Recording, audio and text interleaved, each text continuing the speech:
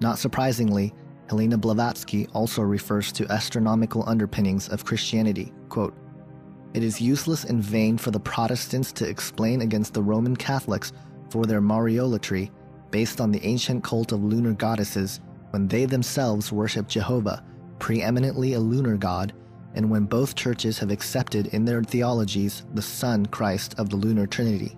End quote. So according to these writers, which in essence is what Peter Joseph did in the first section of his film Zeitgeist, is that what Christians have been doing for centuries was actually worshiping the sun and the stars rather than God and Jesus Christ. What's interesting to note is that a single verse in the Bible can explain that this is simply not the case. In 2 Kings 23:5, it states, quote, "He did away with the pagan priests appointed by the kings of Judah to burn incense on the high places of the towns of Judah and on those around Jerusalem, those who burned incense to Baal, to the sun and moon, to the constellations, and to all the starry hosts." End quote. The ideas and opinions which permeate through society now in regards to Christianity are a residue to what we see in the esoteric writings. Even if the majority of the people who hate fundamental Christianity and religion in general are not aware of the specific assaults made by the theosophical authors, the basic attitude towards Jesus, his message, and to all Christians who believe and follow him are consistent. So who is the God of the ancient mystery schools? The Theosophical Society is Luciferianism at its core. It is openly satanic in the case of Blavatsky, certainly Luciferianism in the case of Alice Bailey. They are exalting Lucifer. He is the god of this world, the planetary logos. He is the voice of God in the Bible, according to Alice Bailey. Lucifer is God, and I think that the New World Order philosophy and how that connects is clearly tied to Luciferianism, the exaltation of Lucifer as God, even if the lower levels of globalization in the New World Order only view that in terms of a principle. For example, the ideas of Prometheus and the light bearer and the torch and all these kinds of things, that the Garden of Eden, thing was a good thing, that knowledge was given to us and by a great and awesome being. Even if they only view it as sort of allegory, that idea is Luciferianism, the exaltation of Lucifer in the Bible as a good thing, even if they don't completely view him as God. So Luciferianism is the core of theosophical philosophy, and it's also the core of the New World Order, which again makes perfect sense to the overall thesis here that what they're doing is building up a platform to worship him.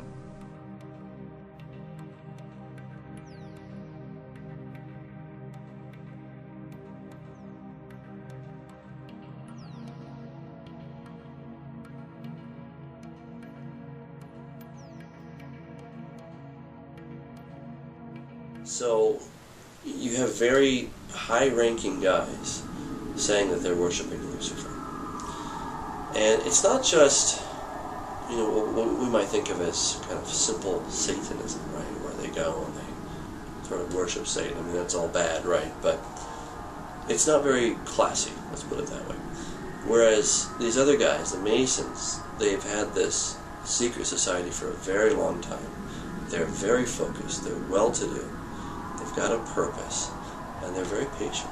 They've been working on this for a long time. And of course, everybody at the lower levels doesn't really know what's going on. Right. It's only when you get to the 33rd levels do you begin to understand what's going on. And even then, I think even if you get to the 33rd level, you're still somewhat deceived because you think Satan is actually the good guy. Right. So even the guys that know everything, so to speak, are still in the dark because Satan hasn't told them his true intentions, which is he doesn't care for anybody except himself. Ever since man realized that through special and exclusive knowledge comes power and the ability to rule over others, the ancient mystery teachings and the members who have access to this knowledge have been working in secrecy, which yields power and authority over the masses who have no idea that they are born into a highly organized, systematic society being steered towards the fulfillment of their plan. Many have been blind victims helping continue the cycle of secrecy and deception while believing that they too were going to gain access to this knowledge. Lucifer, what is your problem? Just that, sir. Okay. I'm a Christian, sir. I'm pure and virtuous and wholesome and innocent. How can you say anything bad about me? Sir, you need to be born again. I am born again. Now, did you just say that you were Lucifer? I am Lucifer. Okay, define Lucifer for me. Pure, virtuous, wholesome, innocent individual that's out to help people. Lucifer is? Yeah. Say that again. Lucifer is a pure, holy... Virtuous. Virtuous. Now, is he the Lucifer that God created? That's the same one. Oh, man, this is great. I'm going to put this on the internet. Oh, Amen. God bless you, Amen. brother. Because that's exactly what the Shriners and Masons teach, is that Lucifer is light. Jesus said, many will say to me on that day, Lord, Lord, did we not do these good deeds in your name? And you'll say, away from me, you workers of iniquity, I never knew you. Jesus said it? In Matthew chapter 5. Mercy. No. That's hard to believe. So you're a Christian and you don't know that. Actually, no, I really am. You are. Because I'm pure and virtuous. You're pure and virtuous, okay, yeah. Mm-hmm. In other words, you're perfect without Jesus, right? No. Okay, tell me about Jesus. Who is Jesus? Well, he's my leader. Is he the Son of God? Yes, he is. Is he the only worshipful master? Yes. Have you ever been called worshipful master? No, because I've just been too busy. I've been working. Get out of it. See, this is what a Mason confesses, is that Lucifer is light. Yale University is 300 years old this year, and were you to visit its campus, you would see that it still has exotic clubhouses, which look like tombs where Yale's legendary secret societies meet. Their prestige and importance have largely evaporated, but the rituals are still a secret. And so when we heard that some enterprising characters had managed to spy on the famous Skull and Bones Society, we couldn't resist. Here's ABC's Dan Harris. The videotape provides a grainy glimpse into what appear to be the initiation rituals of a secret society that's been around since 1832, whose members have gone on to be leaders of Wall Street and the White House, the Senate and the Supreme Court. They're sort of trying to scare the initiates, make them, disorient them, frighten them. New York Observer investigative reporter Ron Rosenbaum accompanied a team of Yale students who shot these pictures 9 days ago. Rosenbaum's curiosity about Skull and Bones was permanently piqued when, as a classmate of George W. Bush, he lived right next to the Tomb, the group's heavily fortified home. From their perch, Rosenbaum and his cohorts taped the Tomb's courtyard. What they captured, they say, was initiates, known as neophytes, being forced to kiss a skull, then members performing a mock killing.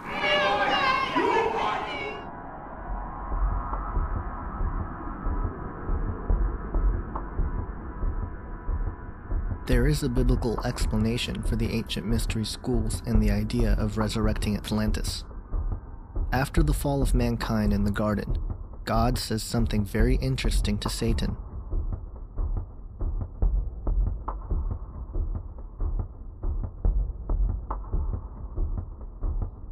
This is the first prophecy recorded in the Bible. Her seed pertains to the coming Messiah who would free humanity from the bondage of sin of which Satan deceived humanity into accepting. It is also foreshadowing the virgin birth, since women are not the ones who carry the seed. This coming Messiah would bruise thy head, meaning he would defeat Satan and his work. God also mentions thy seed and how he will only bruise thy heel. This is the seed of Satan. Thus, the countermove for Satan became clear. Disrupt the human genetic pool so that the pure bloodline of man will not bring forth the Messiah to redeem mankind. This is the reason for the flood. We find the account of this attempt to disrupt the human genetic code in Genesis 6. It reads, quote, "When man began to multiply on the face of the land and daughters were born to them, the sons of God saw that the daughters of men were attractive, and they took as their wives any they chose. Then the Lord said, My spirit shall not abide in man forever, for he is flesh. His days shall be 120 years. The Nephilim were on the earth in those days, and also afterward, when the sons of God came into the daughters of man, and they bore children to them. These were the mighty men who were of old, the men of renown." End quote. The sons of God mentioned here in the Hebrew is pronounced B'nai Ha-Elohim. The Septuagint, which is the Greek translation of the original Hebrew text, translates it as angels of God. They are clearly describing fallen angels. We know this because the Bible confirms this in 2 Peter 2:4, where it states, quote, "For if God spared not the angels that sinned, but cast them down to hell, and delivered them into chains of darkness to be reserved unto judgment," end quote. And in Jude 1:6, where it states, quote, "And the angels which kept not their first estate, but left their own habitation, he hath reserved in everlasting chains under darkness unto the judgment of the great day," end quote. Programs like Ancient Aliens on the History Channel have attempted to describe these sons of God as being aliens from outer space. This is wishful thinking. The reality is that these fallen angels were rebels to God and not some race of aliens from a faraway galaxy. In fact, the whole idea that there might be an alien race from outer space is part of the New World Order deception. We will get back to the UFO and alien phenomenon a little bit later, but for now let's continue on with what the Bible says about these sons of God. What the passage portrays, and it's very difficult for many people to absorb this, it portrays fallen angels. These are not the good guys. Remember when Satan fell, a third of the angels fell with him. Not all of them, but a group of them, apparently, and we'll talk more about this in a minute, chose to try to create a hybrid race by I don't know the technology. I'm not going to get into that. But they apparently see, angels can't multiply. Angels are eternal. Reproduction is a process for mortals. But at the same time, Satan's got a problem. A third of the angels fell with him, so he's got a deficiency of 2-to-1 in any war that comes in, right? He's got to find a way to strengthen himself. This is just a conjecture that floats around. Now, the offspring of Nephilim, they're also called the Hagibarim, the mighty ones. And now, where the confusion starts to set in is when this Hebrew passage was translated into the Greek in the Septuagint, the word they used for the Nephilim was gigantes. It sounds like giants, and it turns out they were giants, but that's not what the word means. Gigantes comes from gigas, which means earthborn. So in the Hebrew, they're called the fallen ones. In the Greek, they're called the earthborn. The purpose of the flood was not just that there was sin in the land. There was, and that's emphasized. But if sin brings the flood, we better get some life jackets. No, there's something far deeper going on. That's what I want to sensitize you for when you do your own study and come to your own conclusions. But I want you to recognize there's something much more profound that's a problem that God was solving, and that is that Satan's strategy was to contaminate the human race. Now that we know who these sons of God were, let's make the connection with the ancient mystery teachings. In order to do this, we must turn to a book which is referenced in the New Testament by Jesus, Peter, Paul, and Jude, but are not in the current Bible as we have today. It is also a book that the early church fathers considered inspired, and certainly the audience of the early Israelites were well versed in and familiar with. I am speaking about the book of Enoch. I believe it is important to look at a book like Enoch and enhance our understanding of the Bible. I am not ready to say that it is inspired canon, but if it is referenced by so many in the New Testament, I believe it is worth investigating. The modern-day Christian scholars have largely put the Book of Enoch aside. As such, the book has been used by people who promote the ancient alien idea and folks like Zachariah Stitchin to present their theories of Nibiru and the Anunnaki. But in fact, the biblical foundation is the best fit for the Book of Enoch. So let's look at what it says. The first thing which is very interesting about the Book of Enoch is found in the beginning of the text. It states, quote, "I heard everything from them, and I understood what I saw, not for this family, but for a remote generation, one that is to come," end quote.